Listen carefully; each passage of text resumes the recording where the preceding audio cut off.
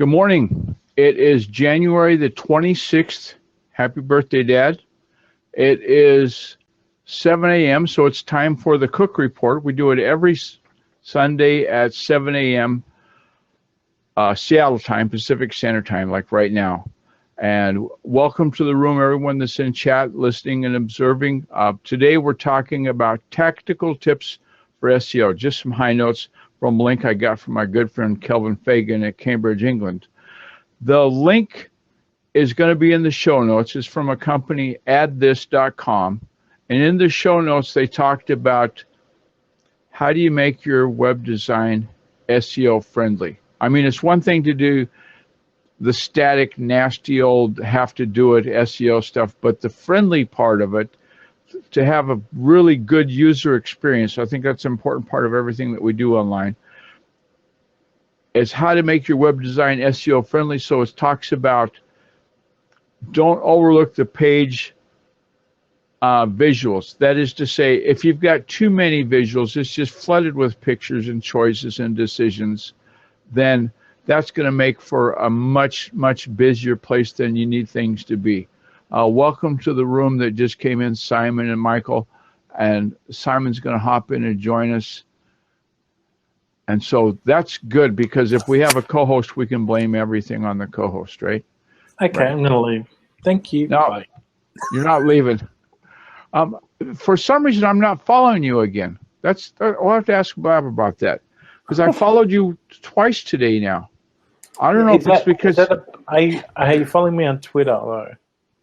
I don't know what it is, Simon. Yeah. But anyway, back to the outline. We're talking about tactical tips for SEO. Let's don't get off the topic too badly. I'm sorry.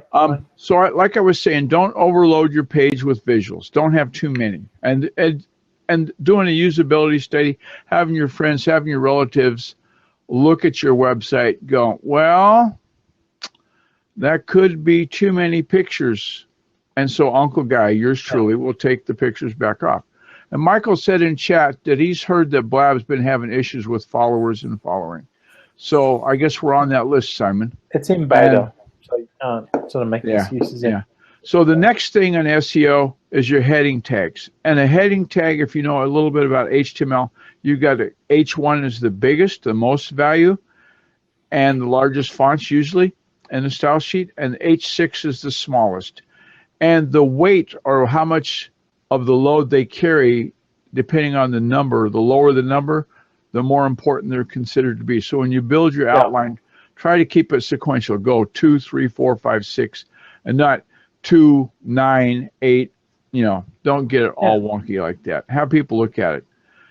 And a very important consideration, maybe more important than heading tags being helping your SEO, is that if you're mobile friendly, if you work on mobile, you're going to be SEO friendly. They're going to index your ranking higher in the search engines if you work on mobile. If you don't happen on mobile, you're not going to happen in PageRank and in credibility. The search engine bots are smart enough to know that now.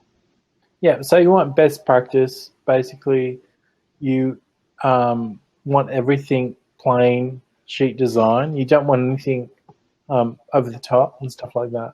Right. So you want people to find you. You want them to find you in the right order.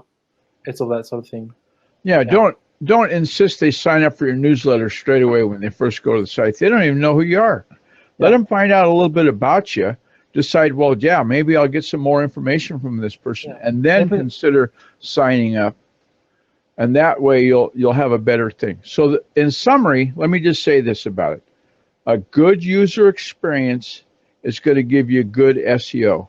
If the users aren't made happy, they're not going to share your site. They're not going to come back to your site.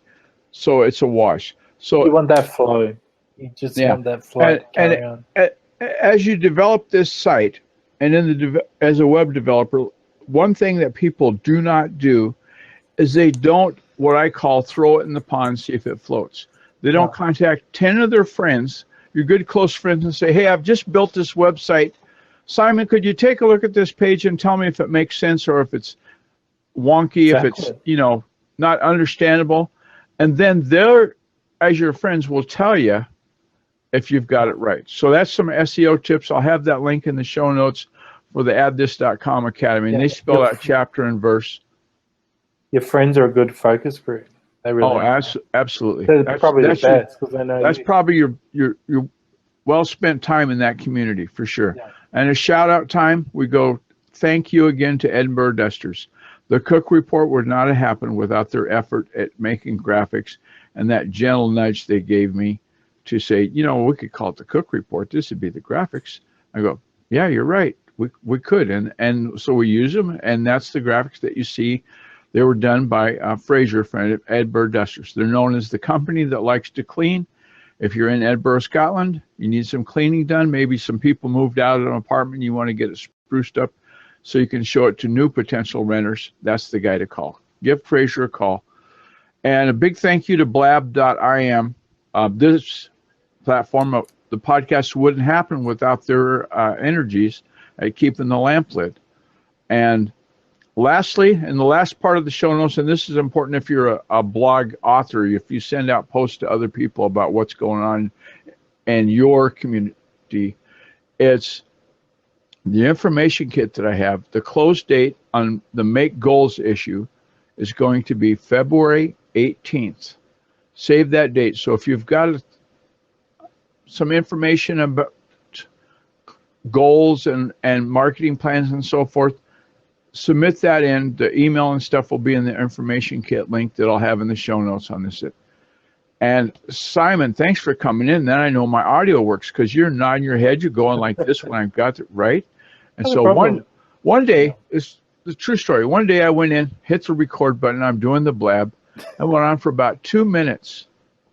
And Kelvin Fagan from Cambridge, England comes in and says, your audio's not working. Yeah. And so we had to redo that one. That was a bucket of bliss, to be sure. And I also want to thank, I don't normally shout out for engineers, but there's an engineer in California. His name is Sean, and he bailed me out of a bit of a problem internet-wise this morning. He worked on it for about 2 hours and accomplished in 2 hours what had been going on for 3 days' effort from other engineers. I'm not sure if they're engineers, if it took them 3 days and they couldn't do it. And he whooped it in 2 hours. So there's the shout out for him. And again, we're going to be on iTunes. We're on the CookReport.podbean.com. And as I say at the end of every show, right before I reach up and click this button, it's a wrap.